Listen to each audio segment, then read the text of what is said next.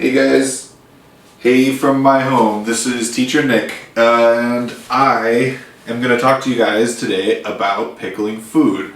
I know food is on a lot of our minds, and fresh food is hard to keep, especially when our fridges only hold so much, and things get weird when you freeze them. So I'm sure a lot of you have heard me talking about different like enzymes, bacteria, and all kinds of weird stuff. So today I'm going to put that into practice for you here. This is really super easy. You guys can do it at home. You can make it your own. So essentially what we're going to do is pickle food, but this is pickling food in the real pickling, not with vinegar. So you guys might have put vinegar and sugar and salt together before. You heat it up, you pour it over the vegetables, you let it sit in the fridge for a couple days, and then you have pickles, which are also awesome. This is a little bit different. So this is what we call like a true pickling or a fermented vegetable. It's just water and salt, so it's super cheap and easy to do. It's about a tablespoon of salt to a cup of water. I can run through quickly how to make sure to get those measurements super easy for those of us who have not really been in the kitchen too much before. So I'll run through that. I'll run through just kind of chopping vegetables really quick and easy, and then we'll throw it in a jar and we'll get it started, and then I'll show you something I started a few days ago so you can get an idea of what you want to see. I think this should be great, and you can kind of do it together because you use some sharps, so it's good for the adults. Everything else is really family friendly, so should be an activity for you guys to do together, and you'll be able to store your food a lot longer this way, and kind of be able to do really neat things with how you flavor your food. So if you don't really like carrots, like I don't really like peppers, so I'm going to mix these peppers with some carrots to sweeten them up, and then some herbs, and then they'll be like really tasty and crispy and different from when they started, which is, for me, good. So I'm going to bring the camera closer and then we'll get started on that. Alright, so welcome to my fabulous prep space. One thing I'll note is everything you want to do here, because it is a bacteria thing, and bacteria can fight with one another and they can have all kinds of issues. Essentially, you just want everything very clean. You want your hands very clean, which is kind of a thing of the times anyway, but clean hands, clean tools, clean vegetables, everything nice and clean so that only the things that we want to happen in the jar happen in the jar. Cool. So here's my space. I got a cutting board. I got some various vegetables. I got some beet here, which is cool because you can turn things purple. Some pepper, which, like I mentioned, we're going to make tastier. We got some zucchinis. I have a couple herbs coming up from my boxes. I have oregano and sage here. If you don't have access to those, everyone around these neighborhoods have it all over. Make a friend with a neighbor and ask them if you can pick a little. It's a good opportunity. At any rate, then like I said, all we need is some water and salt. We've got our little measuring devices here, and then a couple sharp knives. Again, probably going to be for the parents, but never a bad time to learn how to use tools properly, right? So, and then last but not least, I got some peppercorns and some coriander seeds, which is cilantro, essentially, if I'm not mistaken. Alright, so first thing we're going to do, we got a nice little jar. The great thing about these is as long as it's glass and it's got a sealable lid. I mean, this is a tomato jar or tomato paste jar that I got from work. So basically you can get the things you need from the food you already have. Just don't throw it away, or, you know, save it next time you grab it. Double use, the stuff's like 99 cents, so you get yourself some pasta and you get a jar. Whatever you need. You can also use mason jars if you have them on hand. There's another one I'm going to do with a larger pickle jar with some more carrots and stuff that I have. I'm going to do a different recipe. So we're just going to focus on this now. And basically I'm just going to chop up my vegetables really quick. I've already got my carrots all prepared here, rinsed and clean. And then quickly I will speed up the camera and zoom through this when I edit it. But we're essentially just going to do quick little fine chops. Doesn't have to be that perfect. That's probably enough.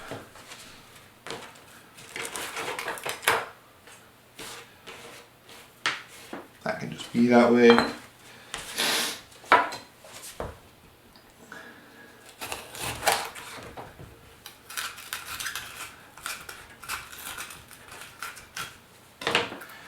Don't forget to compost all of your extras. Whoop, that's my compost there in the sink.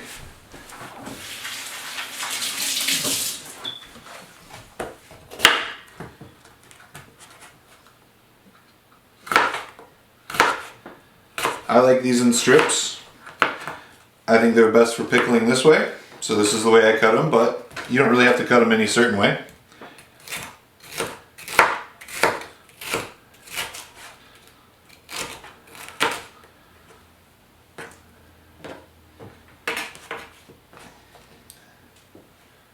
Clean that up. Clean this up. Clean this up. Save these for my stir fry for later. Alright. And then now we're just going to pack this jar nice and full of these veggies here.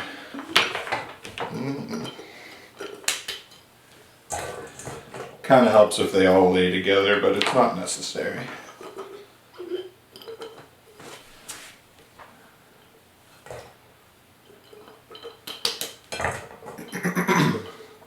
Alright, kind of see what I've got going here.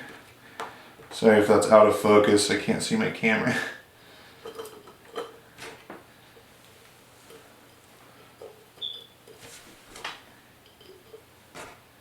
And it's okay to pack it nice and tight, just don't destroy the vegetables. You still want them to be nice and still have their crisp and stuff when they're ready.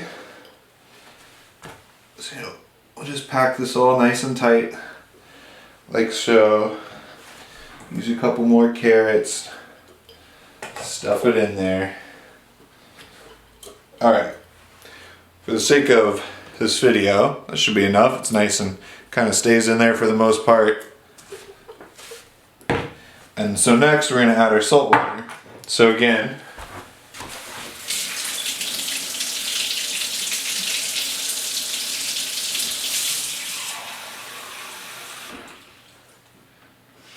I think it's easiest with warm water because the salt dissolves easier in it. And by the way, this is sea salt. It's like $1 at grocery outlet for a big tub of it. I think it works fantastically. I'm going to throw these herbs in here. And for $1 you can get about, I don't know, 100 batches of this. So it's pretty cheap and economical to do. I'm going to take our 1 tablespoon here, 1 TBSP. And with the water, when we fill it up, we just set it on the table to make sure that it's at the right level. If it's a little off, it doesn't have to be perfect with this. You just want it to be close. Again, same thing with this. You just shake it flat to make sure you've got a nice level amount in there. You don't want a heaping scoop over the top. Just a nice flat level amount.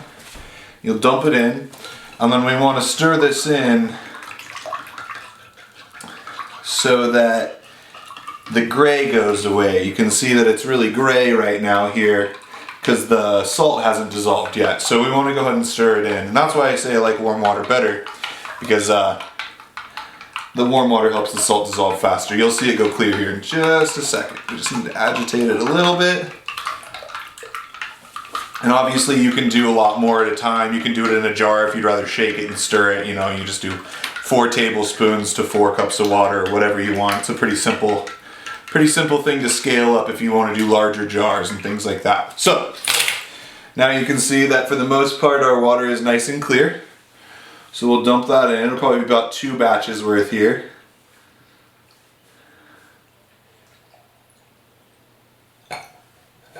Yeah, we're going to do 2 batches here, so 1 more.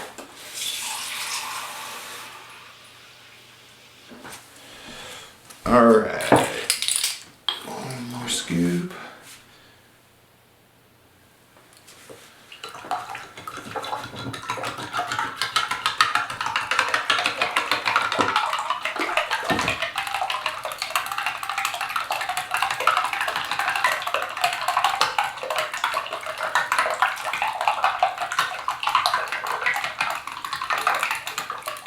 Alright, starting to clear up.